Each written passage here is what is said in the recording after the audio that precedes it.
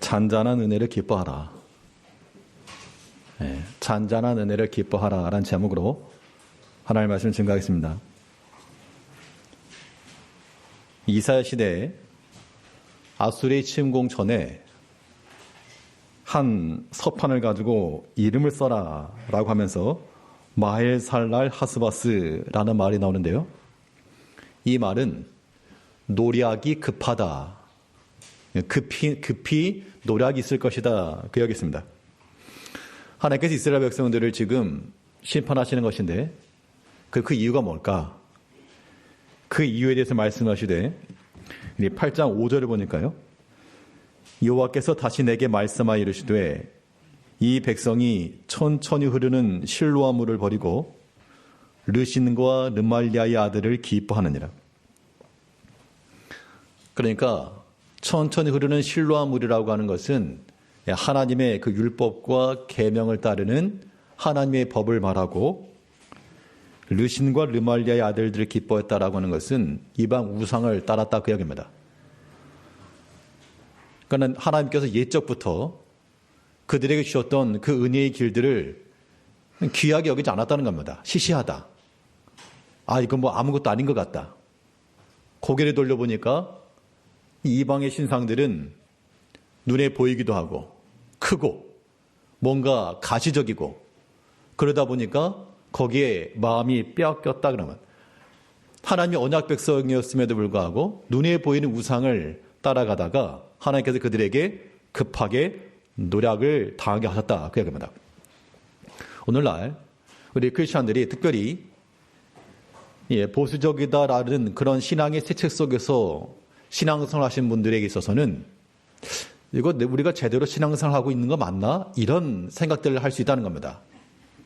왜냐하면 뭔가 영적인 신비한 체험, 어떤 방언, 어떤 눈에 보이는 그런 리액션들, 그런 것들을 보면서 이거 뭐 저 사람들은 뭔가 있는 것 같고 우리는 뭔가 없는 거 아닌가? 그런 생각하기 쉽다는 것인데 우리가 그렇게 생각할 것이 절대 아니다.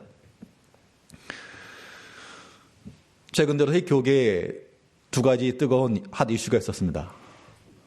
하나는 미국에 있는 에즈베리 대학교에서 들려온 소식인데, 이 채플 이후 하나님의 사랑을 배우기 전까지는 떠나지 마십시오라고 하는 그 설교자의 설교가 있은 후 몇 명의 학생들 남아가지고 기도하고 찬양하면서 이것이 지금 2주간을 지속되었다. 그러면서 저녁에서 크리스천들이 모여들고 이 부흥이라고 하는 것이 책에만 있는 것이 아니라 지금 여기 현실에서 우리가 봅니다. 라고 하는 것을 보게 되었습니다. 어떻게 보면 좀 부럽죠. 부러웠습니다. 저 사람들은 저기서 부흥이라고 하는 걸 현장에서 경험하네? 그걸 부러워하던 찰나에 우리 한국에서는 교회에 폭탄과 같은 그러한 뉴스가 나타나가지고 믿지 않는 세계에서는 이단인지 뭔지 알 바가 없기 때문에 이 교회에 대한 부정적 인식을 가지게 되었습니다. 왜 그럼 그들은 그러한 말도 되지 않는 일들을 하는 것이며 왜 사람들은 또 거기에 빠져들까? 일단 우리가 이 이단에 관한 것들에 대해서 좀 종합적으로 한번 이해할 필요가 있겠다 이런 생각이 들었습니다. 그러니까 이단이라고 하는 게 너무 많은데 너무 많긴 하지만 예전에 가장 큰 이슈가 되었던 JMS 이 관련해서 그 계보를 한번 살펴보면요. 그러니까 한국에 있어서 이단의 그런 시초라 그러면 초창기 이단의 1세다라 그러면 그 당시 영향은 미비했지만 정도교를 만든 이순화 이 사람이 이제 자기 아들이 병들었는데 기도에서 나은 것을 경험하고 나서 그때부터 기도에 심취합니다. 신학적 지식이 없기 때문에 기도를 하면서 그냥 이거 뭐 근본이 없는 거죠. 그러다가 이제 하나님 뜻이라 계시를 받고 계룡산에 들어간 그런 사람입니다. 그 뒤에 남방여왕 그리고 영원한 복음이라는 책을 쓴 한에노 이 사람도 이제 이 한국 이단의 출발점이었고 이단에 있어서 기억해야 될 두 사람이 있는데요. 우리 프린터 혹시 밑에 보면 세 사람 이름이 나와 있는데 첫 번째 김성도, 두 번째 김백문인데 이 김성도라고 하는 사람은 이 토종 이단의 원조격입니다. 이 파를 가리켜서 뭐 성주파, 성주교 혹은 세주파라고 말하는데 김성도 이 사람 여자입니다. 이 사람이 이 세 번째 아내로 들어갑니다. 셋째 아내로 들어갔다가 아무튼 남편으로부터 구박을 많이 받았죠. 그 남편이 죽으면서 그 아들 자녀들에게 너네 엄마가 새로운 주님이다. 그리고 죽었답니다. 그래서 세주파예요. 세주파라고 하는 게 새로운 주님이다. 그런 뜻인데, 그런데 이 김성도에게서부터 현대 이단의 모든 근본적인 사상들이 지금 시작이 됩니다. 그 첫 번째가 뭔가 하면 죄의 뿌리는 남녀 관계가 원인된 음란에 있다. 그러니까 선악과 문제를 이거를 어떤 하나님 말씀을 어긴 그런 타락으로 말하는 게 아니라 이걸 성적인 것으로 이걸 해설하는 겁니다. 정명석 관련된 것도 다 여기서부터 나온 거예요. 그 다음에 예수가 십자가에 지신 것은 예수가 실패한 거다. 그럼 구속이고 뭐고 그게 아니고 그리스도 예수가 십자가를 진 것은 실패한 거다. 여기서 실패한 메시아론이 나오기 때문에 예수가 실패했기 때문에 다른 재림주가 필요하게 됐다는 겁니다. 그래서 이제 수많은 재림주들이 등장하게 되죠. 그 재림주는 여인의 몸을 통해서 온 여자의 후손으로 왔다라고 하는 걸 가지고 여인의 몸을 통해서 온다. 그 재림주가 오는 것은 동방한국이다. 이러한 사상이 뿌리가 있었고 이것이 이제 효시라 그러면 이것을 집대성한 교리적으로 책으로서 집대성한 사람이 바로 김백문이라는 사람인데 이 기독교 근본 진리라고 하는 책을 가지고 여기에서 3시대론 시대 구분한 겁니다. 구약 시대가 있고 신약 시대가 있고 성약 시대가 있는데 그러니까 구약 시대는 하나님, 신약 시대는 예수님이고 성약 시대는 나야 그런 얘기죠. 그러면서 그 실패한 재림주 대신 자기들이 등장하게 됩니다. 그리고 성경을 풀어갈 때는 비유를 풀어야 돼요. 비유풀이. 그리고 선악과 이거를 성적인 타락으로 규정하여서 이렇게 교리를 만들어내는데 모든 이단의 교리들이 바로 여기서부터 출발하게 됩니다. 그래서 이 김백문의 영향을 받았던 우리 한국의 이단의 두 축이 있다 그러면 하나는 이 박태선입니다. 전도관 박태선. 또 하나는 통일교 문선명이죠. 이 전도관 박태선을 통해 가지고 토착 신앙과 아무튼 이단 사상이 완전 결합된 거죠. 이 박태선으로부터 나온 여러 분파가 나오게 되는데 그 중에 영생교가 있고요. 예전에 뉴스에 많이 나왔었죠. 영생마다라 뭐 그랬던 거 뉴스에 아직도 기억나는데 육체적으로 육체계도 죽지 않는다. 영생교예요, 영생교. 그 영생교를 했던 그 사람이 조희성이 조희성. 그 사람이 지금 신천지에서 말하는 이긴 자. 그것도 이미 조희성이 먼저 시작을 한 거고요. 지금도 여전히 부천 소사 지역에서 거기를 천년왕국으로 알고 활동하고 있답니다. 에피소드를 말하면 왜 그런 부천 소사냐? 조희성이 생전에 설교하면서 그랬답니다. 하늘이 무너져도 솟아날 구멍이 있다고. 그래서 소설오라고. 그래서 뭐 지금도 소사 지역에서 그렇게 한다고 하는데 영생교, 이 조희성은 영상한다고 그랬지만 죽었죠. 그리고 그 분파로 또 나오는 것이 에덴성회, 그리고 구인회, 그리고 김풍일. 김풍일은 개명을 했습니다. 김노아로. 실로 등대교회를 세웠는데 이 사람이 그 세운 교회가 어디인가 하면 정명석의 애천교회 그 땅을 거기 매입해서 세웠는데요. 지금은 교회 이름을 바꿨습니다. 거기가 세광중앙교회죠. 세광이라는 말이 여러 가지 있는데 가까운 데 있습니다. 이 동작구에서 낙성대 넘어가는 길에 그 오른편으로 현대 아파트 하나 있죠. 그 현대 아파트 맞은편에 교회가 하나 있는데 그가 세광교회인데요. 거기가 지금 김풍이 지금 이름은 바꿔 김노아인데요. 여기에서 이제 신천지의 그런 원형격인 시대 구분, 비유풀이 이런 것들이 이미 나오고 있습니다. 생명나무라고 하는 책을 가지고 강의안을 가지고 그렇게 한 거죠. 그게 다 여기 박태선업체 이렇게 나온 겁니다. 그리고 나오는 것이 이제 장막성, 유재열의 장막성전이죠. 유재열이라는 사람이 17살에 교주가 되고 잘 아시는 대로 과천 지역에다가 이게 이제 지금 여호와 증인이라고 하는 건 외국에서 들어온 이단이긴 한데 14만 4천이라고 하는 그 교회를 흡수해가지고 우리에게도 들어와야 된다. 장막성전 여기 우리 안에면 구원 있고 14만 4천 안에 들어와야 된다. 그래 이게 상창 번창을 했죠. 14만 4천 채워지기까지. 근데 이 사람이 1969년 11월에 지구 종말이 온다. 그 전에 들어와야 된다. 뭐 집 팔고 땅 팔고 소 팔고 이래가지고 헌금 가지고 들어오게 됐죠. 근데 그게 이제 안 일어나니까 거기에 있었던 사람들이 사기를 당했다고 해가지고 이 사람을 고소하고 나갑니다. 그 고소하고 나간 사람들 가운데 백만봉 또 임한이 이 백만봉과 임한이가 두 사람이 서로 의기투합을 해가지고 또 새로운 교리를 열죠. 그래서 이번에 백만봉이라는 사람도 1980년 3월 달에 천국이 이루어진다. 근데 뭐 웬걸 그거 안 됐죠.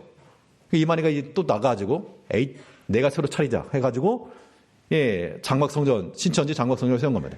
그러니까 지금 박태선을 통해서 또 쭉 나온 것이 지금의 신천지가 가장 큰 위세를 발휘하고 있죠. 또 하나의 축이 통일교 문선명입니다.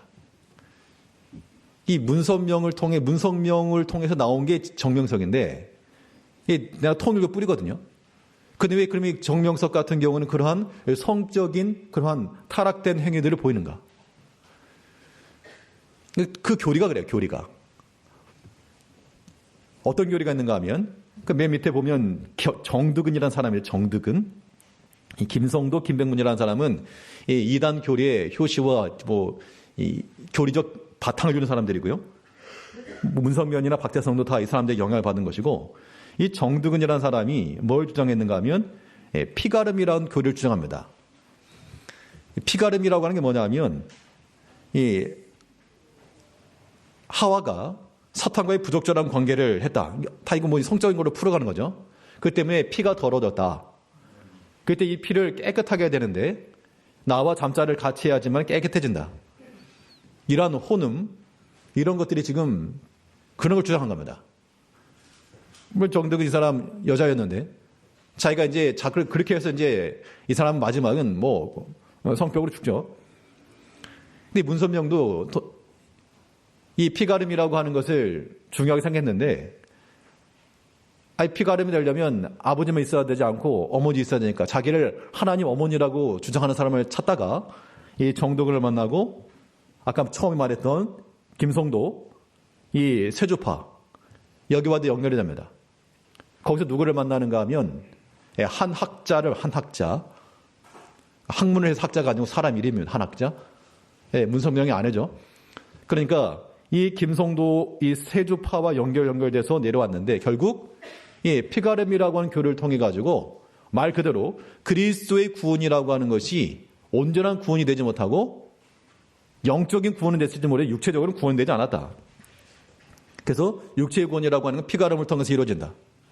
그것이 이러한 성적인 타락의 교리적 근간이 되었다는 겁니다. 이 정명석 같은 경우는 지금 이렇게 뉴스가 떴지만 제가 학교 다닐 때만 해도요. 벌써 그때가 90년대 중반이니까 그때도 JMS라고 지저스 모닝스타를 지저스 모닝스타 새벽불 운동 그랬거든요. 그래서 그때도 이렇게 한창 캠퍼스 안에 들어왔었는데 그런데 이 운동은 어떤 건가 하면 특히 젊은 학생들, 청년들 대상으로 하는 겁니다. 그러니까 이게 학교 내에 운동부가 없는데 치어리더 동아리 활동, 기독교 동아리를 가장한 치어리더 동아리, 모델 동아리, 보통 치어리더나 모델 이런 데 관심 있는 그런 학생들 같은 경우면 외모적으로도 조금 수려하거나 그런 학생들도 있었고 그때 아무튼 그런 쪽으로 해서 굉장히 미혹이 많았다는 겁니다. 근데 지금 이렇게 드러난 모든 것들을 보게 되면 말 그대로 그러한 타락한 면면이 나타나는데 저는 개인적으로 그런 생각이 들어요. 혹시라도 여러 매체를 통해서 이미 다 공개가 되긴 했지만 그거를 접하지 않으신 분들은 안 보시는 걸 추천합니다. 부모님들이 자녀들, 애들이 학생 때 어디 무슨 안 좋은 곳 있으면 너는 한번 가봐라. 가가지고 안 좋은 걸 깨달아라. 그렇게 하지 않죠. 아예 가지 마라. 안 보는 게 낫다. 모르는 게 낫다. 그런 심정이에요, 사실은. 근데 알아야 될 사람이고 몰라도 될 사람이 있는데, 우리 청년 세대들이나 초신자 같은 경우는, 물론 이 교육을 통해서 분별하겠습니다만, 그런 것들을 보지 않는 게 낫고요. 그래서 봐야 될 분들은 누군가, 교육자들이나, 또 오랫동안 교회생활 하셨던 분들이나 보고 좀 충격을 받아야 됩니다. 저도 오전에도 말씀드렸지만, 얼핏 들어서 알고 있었던 그거 외에 현실적인 그런 것들이 정말 말 그대로 충격이죠. 도대체 무슨 일일까? 무슨 일이 지금 벌어지고 있는가? 그러니까 오전에도 말씀드렸지만 제가 깨달은 게 두 가지를 했죠. 하나는 뭐고요? 하나는 성도님들이 좀 해주셔야 될 게 친절하면 친절함. 이건 무슨 JMS만이 문제가 아니고 신천지도 마찬가지입니다. 어느 한 사람이 포착 대상이 되게 되면 팀으로 막 움직이게 되잖아요. 그런 의미에서 우리가 참 진리가 바르네 어쩌네 말을 하지만 그건 우리가 실질적으로 그런 품지 못하고 수용하지 못하고 받아들이지 못한다. 그건 굉장히 큰 심각한 문제가 아닐 수 없다는 겁니다. 우리가 성경적 지식을 가지고서 판단하는 걸 떠나가지고 물론 전제 자체가 그들은 잘못되었기 때문에 거짓과 속임수를 가지고 있는 거기 때문에 정당한 칭찬을 받을 수는 없지만 그래도 우리가 이러한 모든 선교와 포교라고 하는 것을 생각하게 되면 1차적으로 우리가 좀 친절함과 넓은 마음을 가질 필요가 있겠다라는 그런 생각이 들고요. 그리고 또 하나는 우리가 좀 알아야 되겠다. 교리적 측면에서나 우리가 무엇을 믿고 있는지를 좀 알아야 되겠다. 그런 생각을 좀 하게 되었습니다. 사실 근데 이런 내용들이요. 이런 내용들이 그닥 흥미가 없어요. 재미가 없고. 구태의원하고 다 아는 것 같고. 그래도 우리가 하나님의 말씀에 대해서나 또 우리가 교리적으로 알아야 될 그런 부분들에 대해서 그런 것도 우리가 이해를 해야 됩니다. 이러한 이단적 사상과 뿌리라고 하는 것이 알고 보면 독특한 게 아니고 여기저기서 그냥 짜깁기 하는 거야. 짜깁기. 그렇기 때문에 우리 여기 넘어가지 않으려면요. 우리가 묻는 바가 무엇인지를 정확히 하는 것이 무엇보다 중요합니다. 이단에서 말하는 바 그 교리에 대해서 우리가 그러니까 어떻게 보면 이해가 안 되는 거죠. 어떻게 저렇게 넘어갈 수가 있지? 어떻게 저런 미혹에 빠질 수가 있지? 그런데 우리 한편으로는 그런 생각을 우리가 그렇게 하게 되지만 또 한편으로는 말할 수 없는 책임감도 동시에 느껴야 되겠습니다. 그래서 우리가 우리 자신뿐만 아니라 우리 자녀들에게도 이런 신앙적인 그런 이야기들을 좀 많이 해주셔야 될 것 같고요. 우리가 어떤 성경적 관점에서 우리가 단지 교회 왔다 갔다 그 정도만 아니고 우리가 이 하나의 말씀을 좀 알고 함께 나누고 하는 것들이 좀 필요하겠다라는 생각이 들었습니다. 그래서 제가 지금까지 봐왔던 여러 가지 교리서들 많이 있었지만 그 장로의 신조라고 하는 사실 장로의 신조가 있는지도 모르는 분들 많이 계실걸요. 근데 우리가 무엇을 믿는지를 지금 보여주는 거기 때문에 이것을 우리가 공부한다는 생각을 가지고 찬찬히 읽어가시면서 우리가 정리를 해야 됩니다. 물론 여기 계신 분들이야 그런 미혹을 받지 않겠지만 우리 젊은 세대들, 청년들, 특히 신입생들 굉장한 그런 인간관계에서부터 이렇게 미혹이 되기 때문에 넘어간다니까요. 얼핏 제가 몇 번 얘기를 들어봐도 벌써 몇 명 얘기 들려옵니다. 이런 일이 있었다고. 이런 일이 있었는데 그게 그거였다고. 그 때문에 이미 우리 주위에 그러한 암적인 요소들이 도사리고 있다라고 하는 것들을 우리가 아셔야 됩니다. 그럼 여기서 우리가 한 가지 이야기 읽어봅니다. 그러면 우리의 신앙생활이라고 하는 것이 그럼 이거 다른 것과 비교해서 어떠한가? 우리 너무 조용하고 너무 어떤 재미도 없고 그렇게 생각할 수 있잖아요. 재미없는 거 어떻게 될지 그걸 모르겠어요. 재미없는 거 어떻게 하면 재미있게 할까? 어떻게 재미있게 할 처지는 없습니다만 분명한 것은 우리가 하나님의 말씀에 대한 그러한 깨달음과 하나님 관심을 갖는 게 중요한 관심을 갖는 거. 여기도 분위기도 마찬가지입니다. 분위기적인 면으로도, 그러니까는 우리의 분위기라고 하는 우리는 몰라요. 제1교회 분위기라고 하는 거를 제1교회 교인 성도님들 잘 모르십니다. 그런데 제1교회 밖에서 온 시각으로 보게 되면 여기 이런 분위기구나라고 하는 게 느껴지는데, 뭐 대부분 아실 만한 것처럼 많이 개방적이지 못한 건 알고 계시죠? 많이 개방적이지 못합니다. 우리 본인 스스로도 마음이 많이 개방적이지 못하고 좀 닫혀있죠. 어떤 의미에서는 이 진리를 보호한다라고 하는 측면에서는 굉장히 건강하고 좋은데, 그리고 또 한편으로 하나의 장애물이 될 수도 있는 겁니다. 우리 모든 균형이 중요한 겁니다. 균형. 그렇기 때문에 이제 우리가 좀 마음을 좀 넓게 열 필요가 있습니다. 특히 지금 우리 기성세대들이요. 우리 기성세대들은 젊은 세대들이나 우리 어린 세대들에 대해서 좀 더 열린 마음들을 가지셔야 됩니다.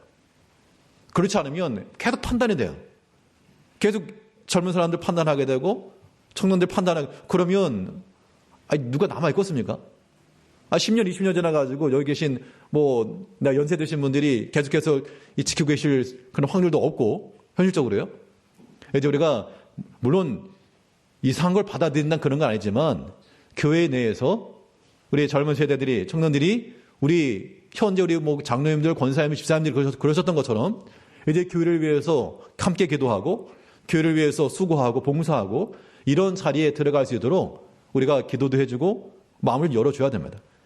다른 데 나가지고 다른 하는 걸 떠나가지고 우리 가까이 있는 그런 우리 믿음의 자녀들에게 마음을 열지 못하면 밖에 있는 외부인이 들어가지고 뭘 하겠습니까? 어떤 분이 그런 얘기를 했어요. 목사님 토요전도 왜 합니까? 뭐 하려고 해요? 그런 얘기를 했습니다, 저한테. 왜 그런 말을 했는가 하면, 토요전도 뭐 하러 해요? 그래, 교회 하나 왔다고 칩시다. 그러면 그 교회 온 사람들이 어떻게 잘 적응됐습니까? 뭐 하러 전도하네요? 그 말 들으면 어떨까요? 속이 타는 거죠, 속상한 겁니다. 물론 그런 선상들, 그런 상황들 자체가 답답하죠. 물론, 우리가 우리 현실에 있는 체제나 이런 것 자체를 완전 바꾸거나 부정할 수는 없죠. 그래도 우리가 조심스럽긴 하지만 우리가 많은 사람들, 형제들에 대해서 열린 마음을 갖는 게 중요합니다. 물론 이제 이단들에서는 이런 것들도 가지고 파고들기도 하고 그런 것 때문에 경계하는 것은 없지 않아 있습니다만, 그건 우리가 충분히 우리가 교리적으로나 신학적으로 다 분별할 수 있기 때문에 여기 계신 분들은 그 누구라도 새로운 성도들이나 또 새로운 사람뿐만 아니고요. 누구에게라도 우리 서로 마음을 좀 열고 수용하고 받아주는 그런 마음들 좀 가져야 됩니다. 그런 측면에서요. 토요전도 뭐 하러 해요? 와봤자 적응도 못하고 사람 남아지도 않는데 그런 말씀 하지 마세요. 그런 말씀 하지 마세요.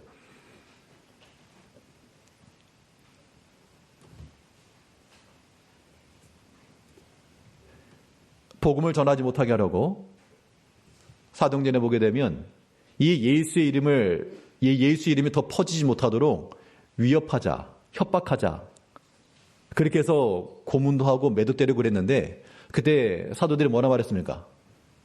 우리는 보고 들은 것을 증거하지 아니할 수 없다. 우리가 전한 것을 그들이 믿고 그 사람들이 변화가 되고 그 사람들 교회 내에 중책을 맡게 되고 목사가 되고 선교사가 되고 그런 것까지는 생각도 하지 않았고요. 우리는 보고 들은 걸 증거하지 아니할 수 없다. 그 때문에 전도 뭐 하려 해요? 그런 말씀은 하지 마시고요. 그런 말 들으면 얼마나 마음이 아프겠습니까? 우리 자신이 그렇게 온 한두 사람이 있다 그러면 그런 사람들의 친구가 되어주고 말동무가 되어주고 또 오죽하면 또 하나님의 교회에 나오겠습니까? 그런 심령의 이해를 해주고 또 그들의 기도의 동무가 되어준다 그러면 그것이 하나님께서 기뻐하신 일이 되는 것이죠. 그래서 우리가 사회적 분위기상으로 이런 반기독교적인 그러한 일들이 많아집니다. 정책적으로도요. 하나님의 이 반기독교적 사상을 가진 그런 사람들이 법을 만들거나 이렇게 하다 보면 우리는 지금 알게 모르게 점점 교묘하게 바뀌게 되는 겁니다. 지금은 몰라요. 지금은 모르지만 이런 것들이 법제화가 되고 시간이 지나게 되면 우리 자녀들이 지금 이제 사회생활하거나 그럴 때가 되면 완전히 다른 세상이 될 수 있어요. 뭐 정치적인 얘기가 될까봐 더 말씀드리지 않습니다만 아무튼 우리가 믿음 안에서 우리 개개인의 신앙생활 하는 것이 중요하고 또 우리 무엇보다도 하나님의 교회가 신앙 안에서 바로 서는 것도 중요하고 또 우리 자녀들이 믿음 안에 굳게 서 나가는 것도 중요하고 그러니까 우리 아이들 보면 볼 때 보고 왔다 갔다 할 때마다 좀 귀하게 여겨주시고요. 물론 애들 다 이렇게 고개 숙이고 있고 잠자고 있고 그러긴 한데 그래도 귀하게 생각해 주셔야 됩니다. 이 자녀들, 이 아이들이 정말 모르겠어요. 제가 느끼는 거하고 성도님이 느끼는 바가 어떤지 모르겠지만 지금 뭐 우리 초등학생들이나 뭐 중고등학생들이나 지금 아이들의 뭐 애들 같아 보이고 믿음도 없어 보이고 그러는데 제 생각으로는 이 아이들이 이제 뭐 장로님들, 집사님들, 권사님들 그런 위치거든요. 그런 자리가 돼야 되거든요. 그렇기 때문에 볼 때마다 격려해 주시고 믿음에 말씀해 주시고 축복해 주시고 그런 게 굉장히 중요한 것 같아요. 그래서 이 아이들이 그러니까 부모라도 육신의 부모라 사실 자기 자녀 뭐 가르치는 거 어렵잖아요.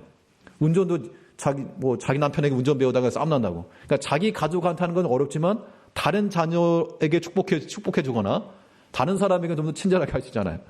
그러니까 우리가 내 아이들 항상 기억해 주시고 이들 위해서 기도해 주시고요. 또 격려도 해 주시고 또 우리 다음 세대들도 점점 성장해 나가기를 힘써야 됩니다. 한 가지 제가 느끼는 걸 말씀드리면 5분 남았어 5분. 오전에 이제 일부 예배 때 교사들 모여서 예배 드리면 기도를 합니다. 대표 기도합니다. 교사들 나와서 한 명씩 이제 번갈아 가면 기도를 하죠. 제가 느끼는 게 그겁니다.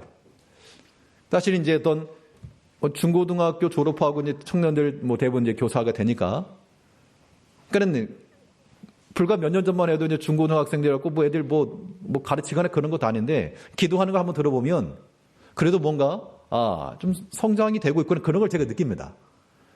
그게 뭐 꾸며낸 말이 됐건 뭐 준비된 말이 뭐 됐건 간에 어찌 됐건 그들의 이불을 통해서 나타나는 그런 언어들 이런 것들이 그래 조금은 어린아이 같지 않고 예전 같지 않고 또 자기 입을 가지고 자기 입으로 표현하는구나. 이런 생각이 들고요. 전 도리어 그 순수한 그 기도에 굉장히 은혜를 받습니다. 그러니까 우리 청년 세대들도 그런 책임감, 사명감 가지고 하나님의 교회를 위해서 수고들 하시고 또 우리 어른들도요. 우리 아이들, 청년들이 믿음 안에서 잘 행할 수 있도록 항상 격려해 주시고 박수도 쳐주시고 그렇게 하셔야 됩니다. 한 가지 사회적 분위기 이렇습니다. 오전에 말씀드렸지만 이러한 반기독교적인 이러한 뉴스들이 한번 터지거나 이런 게 나오게 되면 굉장히 이 비우호적인 그런 시선들이 깔리게 되죠. 그러니까 교회 다닌다 말도 못하고 뭐 그런 경우도 많습니다. 예전에 코로나 처음에 뭐 교회에서 시작되었다 그러면 교회 다닌다 말도 못하고 다니신 분들 꽤 있을걸요. 회사에서 교회 다닌다 그러면 뭐라 그럴 것 같으니까 아무 말도 안 하고. 그러니까 사회적 분위기가 그렇게 나가는 것 또한 이 다 사탄의 계계다라고 생각해야 됩니다.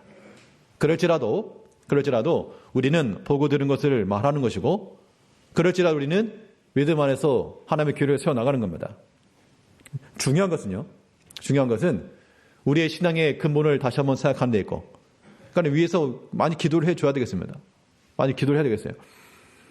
그 에즈베리 대학교의 그 부흥에 관련해서 물론 뭐 동성애 관련한 얘기도 나오긴 하지만 근데 그러한 부흥에 있었던 그 근간에 기도하는 사람도 있었다. 그런 이야기들이 나오고 있습니다. 이 학교에 여기서의 부흥이 일어나기 위해서 기도하는 사람들이 있었다. 그 눈에 보이지 않는 그러한 기도의 자원들이 그러한 결과들을 만들어낸다. 그러면요, 이건 똑같은 거예요. 지금 조용한 우리 제일교회에서도 얼마든지 부흥의 역사가 일어날 수 있는 거죠. 그 부흥의 역사라고 하는 건 어디서 시작하는가 하면 회개 운동에서 시작하고요. 한 사람이 그런 죄의 고백과 물론 이제 지금 정서적으로 이 개혁교회는 고백교회이긴 한데 우리 한국적 정서는 별 말을 안 하죠. 그냥 조용히 말하면 조금 이렇게 이상한 사람처럼 여겨지기 때문에 그런 하지 않지만 단순 비교는 할 수 없습니다만 개도리가 하나님 앞에서 우리의 죄를 고백하고 평양대부흥도 그렇게 일어났어요. 처음에 한 사람의 죄의 고백을 통해서 그 죄의 고백을 통한 기도운동에서부터 일어난 겁니다. 이제 우리 교회도 마찬가지입니다. 우리가 너무 편안하고 안일하고 그냥 편하게만 이렇게 믿는다 하지 마시고, 이단을 연구한 사람들이 하나의 특징을 발견했답니다. 이단이 되는 이유 간 하나는 교주들이 카리스마가 있대요. 카리스마가 있는데 이랬어요 저랬어요 아니고 다 반말한답니다. 아무튼 교주들은 반말한대요. 그래서 말을 잘 들으시는가 모르겠네. 제가 만약 반말하고 그러면 아마 큰일 날 텐데. 점잖게 하니까 이건 그거잖아요. 과한 자유가 방종을 불러온다고요. 우리가 하나님께서 우리에게 주신 모든 기회를 가지고 이거를 육신의 것으로만 다 소멸하지 마시고 우리의 주를 위해서 또 하나님의 말씀에 관심을 기울이시고, 이 부흥운동, 각성운동이라고 하는 거는 누구 다른 사람부터 지적할 게 아니에요. 우리 기성세대들부터, 우리 부모 세대들부터, 우리 직분자들부터 우리가 먼저 남아서 기도하고 우리가 먼저 주 앞에 엎드려 기도하는 이 모습들을 보면서 우리 자녀들이 보고 보이는 거 아닙니까? 우리에게서 그런 모습이 없는데 어떻게 다음 세대 논할 것이며 내가 그렇지 아니하는데 어떻게 누군가 할 것을 기대할 것인가? 하나를 보면 열을 아는 거 아닙니까? 이제 우리 마음속에서 모든 닫혀있던 마음들을 다 여시고, 이거는 정말 심각한 문제인 겁니다. 심각한 문제예요. 우리가 하나 앞에서 하나님께 주신 우리 모든 이 시간과 형편과 물질을 가지고 하나님의 나라가 세워져 나가는 것을 우리가 또 기대를 하시고요. 우리 믿음, 우리 자녀 세대까지 잘 이어나가길 바라는 겁니다. 우리 정말 우리 아이들 세대를 생각하면 때로는 그냥 눈앞이 캄캄할 때가 있어요. 이 아이들 앞으로 어떻게 살까? 이 험난한 세상 가운데 어떻게 믿음 지켜 살까? 그거 생각하면 참 염려도 되는데, 이제 우리가 할 일은 우리가 부지런히 하나 앞에 기도하면서 하나님의 교회가 든든히 서나가고 혹여라도 이 주변 가운데서 주의 가운데 주의 말씀을 찾는 자들이 와서 말씀을 받고 깨닫고 신앙생활 즐겁게 하는 그러한 모습들이 우리 가운데 있기를 바라는 겁니다. 그러기 위해서 성도님께서는요, 힘써 전도하시고, 전도 외회하지 말고 그런 말 하는 사람 전도도 안 해요. 사실은 전도하시고 함께 참여하시고, 또 누구라도 오면 반갑게 좀 맞아주시고, 우리의 친절함과 교회 제일교회도 마찬가지입니다. 제가 신방 다니면서 몇 번 들었어요. 제일교회 어떻게 왔냐 얘기 들어보면 처음에 교회 왔는데 누가 참 이렇게 반갑게 두 손 잡으면서 인사줬다고, 그래서 교회 왔다고. 뭐 설교 듣고 온 게 아니고 그런 성도의 따뜻한 환영, 그런 것 때문에 오신 분들도 많고요. 제가 들은 것도 있고요. 이제 우리가 그런 면에서 이 남은 삶 동안에 우리가 이 남은 자리 한 자리 더 채운다. 1+1 하고 내가 주 앞에 간다. 그 마음을 가지고 우리가 주의 복음을 전하시고, 이런 거 나눠드리면 버리지 마시고, 제가 쓰레기통 텐데 제가 몇 장 봤습니다. 이런 거 버리지 마시고 좀 읽으시고요. 아니면 본인 안 읽으려고 그러면 딴 사람 좀 주시고, 그렇게 해서 필요하다 그러면 더 책자를 만들면 되는 거니까, 아무튼 이런 것들을 가지고 신앙이 유익하면 되고 신앙의 바른 분별을 가지고 우리가 하나님을 섬겨 나가야 되겠습니다. 기도하겠습니다. 우리를 죄악과